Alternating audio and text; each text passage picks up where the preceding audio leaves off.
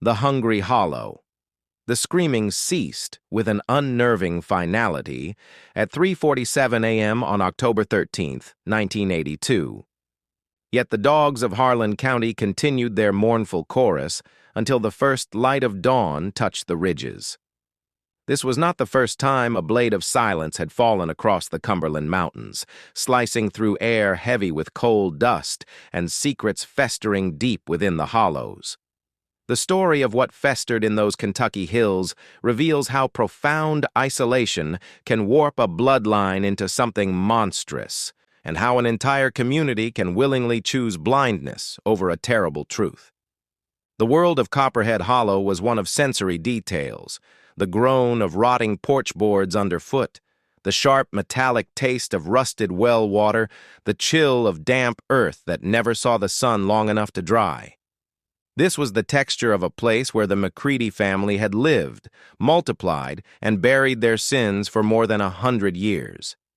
The official population was 43 souls, though taking an accurate count in Copperhead Hollow had always been a dubious task. The hollow itself lay like a deep scar between two ridges, reachable only by a gravel road the county had abandoned decades before.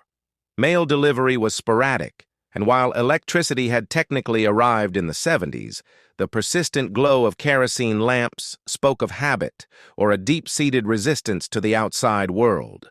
The McCready compound was nestled at the hollow's dead end, a cluster of trailers and makeshift lean-tos huddled together as if for protection, multiplying over time like a fungal growth after a rain. By 1980, 3 generations of McCreadys lived within shouting distance. The patriarch, Ezekiel, ruled over his 6 children and a sprawling brood of grandchildren, whose exact parentage was as blurred as a picture left in the rain. Their family tree was not a thing of graceful branches, but a dense, tangled thorn bush, dangerous to anyone who dared to touch it. County records showed 14 births at the compound between 1975 and 1982, but only 9 death certificates were ever filed. The first flicker of outside concern came from a social worker named Margaret Finley, who attempted to enroll the McCready children in school. Her report, dated September 5, 1981, described children with severe developmental delays, their conditions consistent with extreme isolation and malnutrition. She noted with unease that several children, listed as cousins, bore strikingly similar facial features. Most disturbing was the palpable fear the youngest children exhibited toward anyone outside the family unit. Margaret's supervisor buried the report, dismissing the concerns as mountain folk being mountain folk. Ezekiel McCready, after all, had friends in the sheriff's department, men who remembered when his moonshine had warmed their bellies in harder times. The mountains taught you that some silences were better left unbroken. But the land itself began to betray the family's secret. Hunters found that game trails veered sharply away from the McCready property, as if the animals sensed a predator they instinctively feared. The creek running past their land flowed perpetually murky, clouded with a sediment foreign to the local geology, and on certain nights, when the wind carried just right, neighbors heard sounds that belonged to no creature they knew. Something was growing in the dark. By the summer of 1982, the youngest McCready children had vanished from sight, never stepping beyond the tree line that marked their territory. The older ones emerged only to trade pelts and jars of clear liquid for supplies in town, their eyes carefully avoiding contact with the store clerks.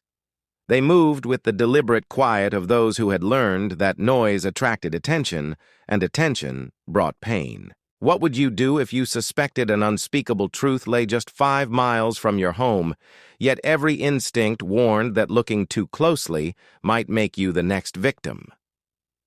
The answer arrived on that October night when Deputy Sheriff Michael Torres, investigating reports of gunshots, discovered that some family trees sink their roots into soil so poisoned they can no longer sustain anything resembling humanity. The smell assaulted Deputy Torres before he even opened his patrol car door, a cloying mix of sweet decay, wood smoke, and something else, something that churned his stomach. This wasn't mere poverty. This was something far older and darker that had learned to wear poverty's face as a disguise. What Torres uncovered that night would become a ghost in the files of the Kentucky State Police, a case veteran detectives whispered about and rookies were forbidden from discussing. His boots crunched on the gravel as he approached the main trailer, a double-wide that sagged mournfully in the middle. His flashlight beam cut through the darkness, catching furtive movements in the windows, shadows that darted away from the light with unsettling speed. The very air tasted of copper and fear. 3 children materialized from behind a rusted pickup truck. Their ages were a mystery. They could have been 8 or 18, their growth stunted by malnutrition and something more indefinable. Their clothes were rags, but their eyes held a sharp, feral intelligence, watching, calculating. The oldest, a girl with matted hair that might once have been blonde, spoke in a thick, almost incomprehensible dialect. "Ain't supposed to be here after dark," she said, her voice carrying an authority far beyond her years. "Granddaddy don't like strangers." Torres identified himself, explaining the call about gunfire. The children exchanged a silent, loaded glance. The girl gestured with her head toward the largest trailer, where a warm light bled through torn curtains. From within, Torres could hear the sounds of a family meal, the clink of utensils, murmured conversation, a burst of laughter at some unheard joke. His radio crackled to life. "Unit 7? What's your status?" Torres hesitated. Protocol demanded backup, but backup was 40 minutes away on treacherous mountain roads. The children watched him with the infinite patience of predators, waiting for their prey to make a fatal error. When he knocked on the trailer door, the sounds inside ceased instantly. The silence was absolute, as if the inhabitants had simply ceased to exist. Then came slow, deliberate footsteps. The door opened to reveal Ezekiel McCready, a man Torres recognized from old mugshots, though time had whittled him into something harder, more severe. His smile revealed teeth that had been filed to sharp points, a modification Torres had only seen in files on prison gangs. "Evening, deputy. Bit late for social calls, ain't it?"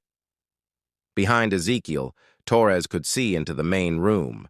A long table was set for a feast, steam rising from serving dishes, the air rich with the smell of cooked meat. Yet the scene was wrong. The shadows fell at unnatural angles, and the family members seated around the table were frozen, forks suspended halfway to their mouths, as if part of a macabre diorama, a feast that never ended. Torres counted 7 adults and over a dozen children, though in the dim light, their forms seemed to blend into one another. They sat so still they could have been statues, but their eyes tracked his every move with the focused intensity of predators sizing up a meal. "Just checking on reports of gunshots," Torres managed, his hand instinctively drifting toward his service weapon. "Making sure everyone's safe." Ezekiel's pointed teeth gleamed. "Safe as houses, deputy. Just doing a little night hunting. These mountains, they're full of things that only come out after dark." The words hung in the air like a threat. Torres knew he should press further, demand to search the property, assert his authority. But the eyes watching him from the trailer held a hunger that went beyond desperation. This was an appetite that had been fed for a long, long time, and it had developed a taste for more than just deer. What does a lawman do when he realizes the law was never meant to reach into certain darkened corners of the world? As Torres turned back toward his patrol car, his flashlight beam caught something that would haunt his dreams for years to come. A child's bicycle partially buried behind the trailer, its small purple wheels still spinning lazily in the mountain breeze. It was the bicycle of Amy Chen, age 7, who had vanished from a camping trip 6 months earlier. The silver streamers, plastered on every missing person flyer in eastern Kentucky, fluttered like ghostly fingers. This single piece of evidence transformed mountain oddity into profound sin, connecting the McCready compound to disappearances stretching back nearly 2 decades. With shaking hands, Torres photographed the bicycle. The streamers seemed to beckon him deeper into the hollow's terrible secret. State police records would later reveal a grim pattern local law enforcement had missed. 23 children vanished along a remote corridor since 1964. The official explanation was always the same. They wandered off, got lost, fell into a mine shaft. But Torres now knew the terrible truth. Some of those children had never been lost. They had been found. Inside his patrol car, Torres radioed for backup, his voice tight. But as he spoke, he noticed shapes moving in the darkness surrounding his vehicle. The McCready children had emerged, circling the car with the silent, coordinated precision of a wolf pack. The oldest girl pressed her face against the passenger window, her features ghastly in the dashboard's green glow. Torres could see now that her canine teeth, like her grandfather's, were filed to points. She mouthed silent words against the glass, but the message was clear. He was not leaving. His radio erupted into useless static. The children began to rock the car, gently at first, then with increasing violence. Torres drew his weapon but found he couldn't aim it at children, even children whose eyes reflected light like animals and whose fingernails were sharpened into claws. This was an innocence that had been corrupted from its very roots. A memory surfaced from his training. The Sawney Bean clan of 16th century Scotland, a cannibal family preying on travelers. It had been presented as a historical curiosity, a lesson on how isolation corrupts. But surrounded by the McCready children, Torres understood that some horrors do not remain safely in the past. The children stopped rocking the car and began to sing a lullaby in their thick dialect, their voices harmonizing in an eerily beautiful, unnatural way. The melody was hypnotic, and Torres felt a drowsiness seep into his bones despite the adrenaline. This, he realized with chilling clarity, was how they lured their victims, with songs that promised safety and something that looked like love from a distance. Then, through the trees, came not the searchlights of backup, but the flickering advance of torches. The adult members of the clan were moving toward him with the patient inevitability of a tide. The torches wove through the forest like falling stars, their light transforming the woods into a nightmare maze. Torres counted a dozen figures. This was not panic. It was a practiced ritual, a family business refined over generations. His engine coughed and died when he tried to start it, the sound a mocking whisper. The children melted back into the shadows, their task complete.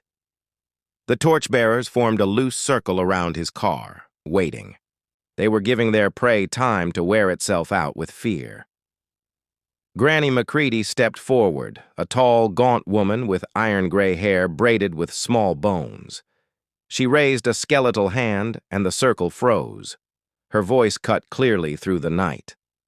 "Been a long time since we had us a lawman. Last one was back in '68. State trooper who got too curious about missing hikers." Torres's blood ran cold. He remembered Trooper Daniel Kellerman, who had vanished without a trace.